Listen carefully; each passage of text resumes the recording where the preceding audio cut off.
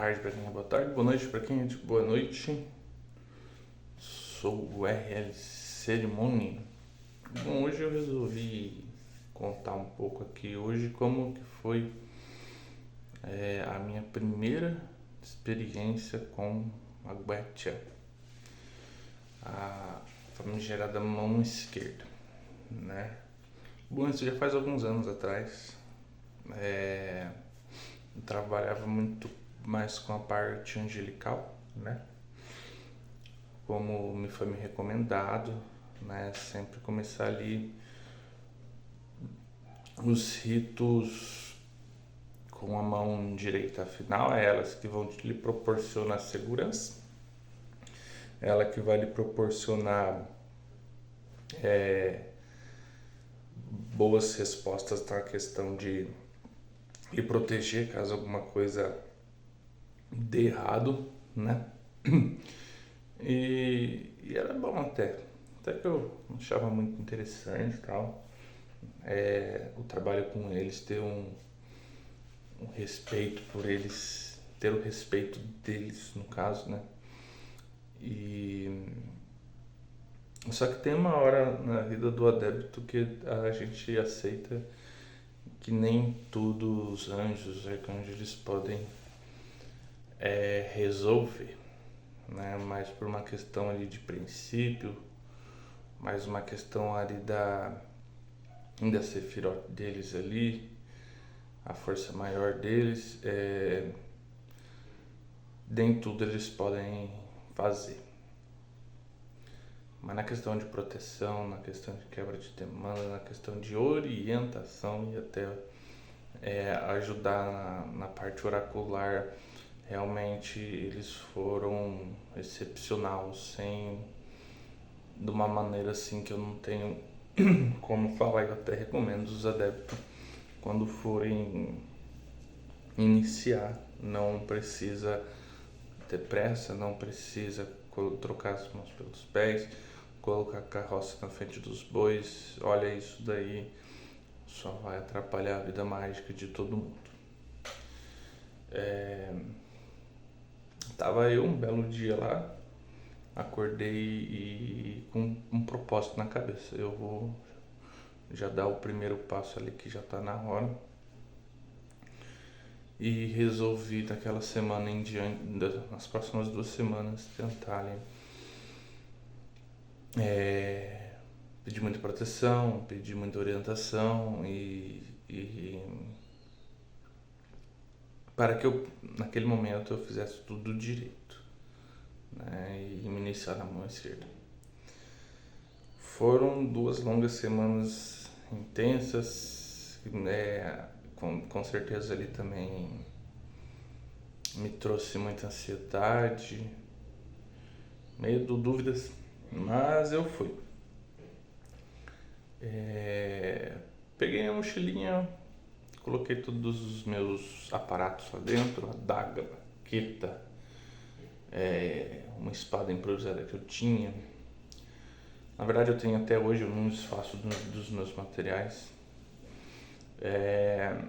Aluguei um quarto de hotel, que eu não tinha coragem de fazer na minha casa naquele tempo. Eu imaginava que minha casa ia virar um antro de poltergeist, que a gente não sabe, gente, quando não tem ideia do assunto, quando não sabe o que é, a gente imagina um monte de coisa. E, cara, o círculo de proteção também, o tetragrammaton, lamen, cara, coloquei tudo numa mochila e simplesmente fui, cara, depois de muito preparo, né? Peguei água benta, coloquei tudo, quase não coube. E aluguei um quarto de hotel, né? Fiquei com medo, pensei que as coisas iam começar a acontecer dentro de casa, sei lá, cara, que as coisas iam começar a voar, tudo, que afinal de contas é goethe, né, cara? A gente não tá mexendo com qualquer coisa ali. É um dos sistemas mais poderosos de magia que existe no mundo. E eu tava com isso na cabeça o tempo todo. Mas eu fui, cara, aluguei um quarto de hotel. Deu muito trabalho para preparar. Só para preparar o ambiente ali foi umas 2 horas. tomei um banho. O quarto não era muito grande, cara, acho que dava, sei lá, uns 5 por 5, não, 5 por... É um quarto de hotel, enfim, foda-se. Tive que levantar a cama, colocar ela na parede assim, pra dar mais espaço pra mim abrir meu círculo. Coloquei o sigilo do meu anjo regente num canto. Acendi a vela, preparei tudo certinho, chamei ele, pedi proteção, pedi orientação. Preparei o círculo, fiz RMP, fiz porra toda, cara. E naquele dia eu tava, não sei porquê, que tava um dia meio movimentado, cara, naquele hotel lá, e os barulhos me atrapalhou. E, cara, aí chegou o grande dia, chegou o grande momento, que eu falei, cara, foi pra isso aqui que eu me preparei. Então vamos lá. Peguei, fiz a oração, a primeira oração, né, que é a oração do não nascido, e eu conjurei, cara. Eu lembro que o ambiente ficou muito frio no primeiro momento, ficou escuro, ficou meio sinistro, né? Depois de recitar umas 2, 3 vezes ali o chamado, né? E eu comecei a notar também que os meus sentidos ficaram muito aflorados naquele instante. Não sei se era por causa de repreensão, assim, tipo, me sentindo... Afinal de contas, não é um lugar para se fazer essas coisas, né? Então alguém podia bater na porta e atrapalhar tudo. Mas a impressão que eu tive era que as pessoas dentro daquele hotel sabiam que tinha alguma coisa acontecendo. Porque o ambiente, querendo ou não, muda, cara. E não era muito grande, assim, era um hotel simples na cidade que eu só liguei pra, né? Só pra chamar urubas e pedir pra me iniciar e me proteger e me guiar no caminho da mão esquerda. Peguei o meu oráculo. Naquele tempo eu já tinha noção da importância dele, né? E confirmei, era ele mesmo que tava ali. Não era nem um legionário dele, era ele mesmo. E eu senti que ele me observava com muita frieza. Afinal de contas, é um daimon, né, cara? Era como um professor, vamos colocar assim, um militar, né? Olhando o soldado pra ver como que ele tá, se o treinamento deu certo, tipo, observando rigorosamente mesmo, assim. Palavras não tem como descrever, cara. Mas foi como se eu tivesse sido observado, julgado.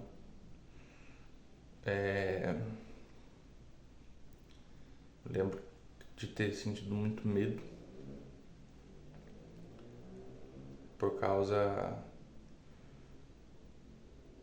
do ambiente que tinha mudado muito, né? Era o quarto inteiro tomado por uma matéria escura, vamos dizer assim. É como que o lugar deixasse de ser aquilo. Naquele momento, era outra coisa. Era outro tipo de ambiente, era outro mundo.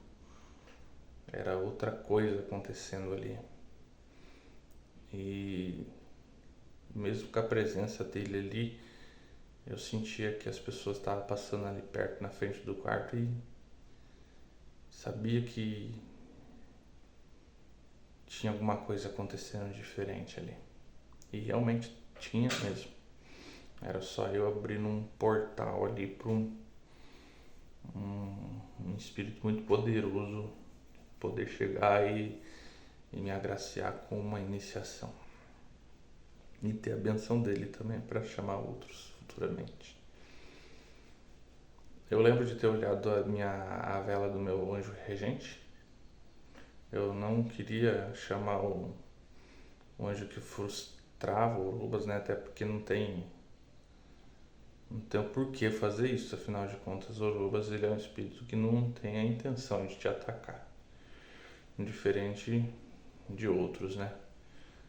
Que o mínimo vacilo ali você se fode, cara.